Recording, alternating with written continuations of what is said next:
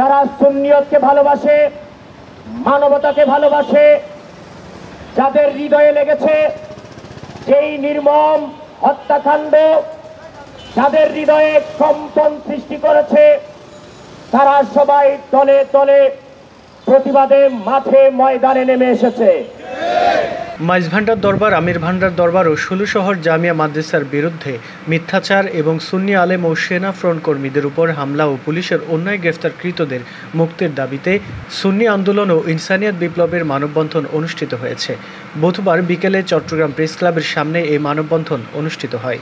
Chittagong press club প্রাঙ্গণে অনুষ্ঠিত এই মানববন্ধনে প্রেরিত বাণীতে আল্লামা ইমাম হায়াত বলেন, দল দরবার মত পথ যাই হোক, শানে রেসালাতের দুশ্মন ও শানে আহলে রাসূল আলাইহিমুসাল্লামের দুশ্মনদের বিরুদ্ধে ইসলামের আসল ধারা সুন্নিয়ত রক্ষায় আমাদের ঐক্যবদ্ধভাবে এগিয়ে যেতে হবে।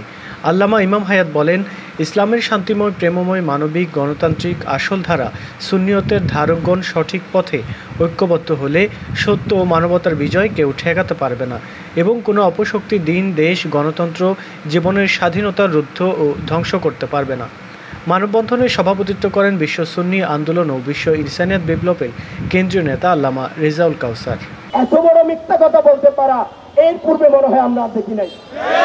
বিগত 90 স্বৈরাচারী শাসক, তাদের এমপি মন্ত্রীরা এই ধরনের রাতকে দিন, দিনকে রাত বলতো, সেজন্য জনগণ ক্ষেপে তাদেরকে তাড়িয়েছে। ঠিক না বেটি? আপনারা যদি রাতকে দিন, দিনকে রাত বলেন, তাহলে জনগণ আপনাদেরকেও গ্রহণ করবে না। ঠিক না বেটি? রহিসুদ্দিনকে হত্যা করেছে, তাদের আইনানুগ ব্যবস্থা নেওয়ার জন্য আমরা জোর দাবি জানাচ্ছি।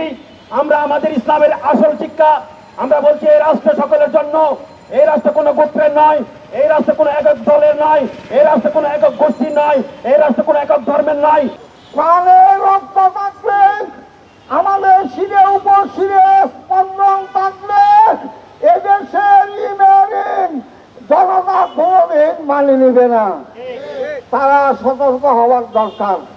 আল্লাহ তাদের বুঝার তৌফিক দান করুন।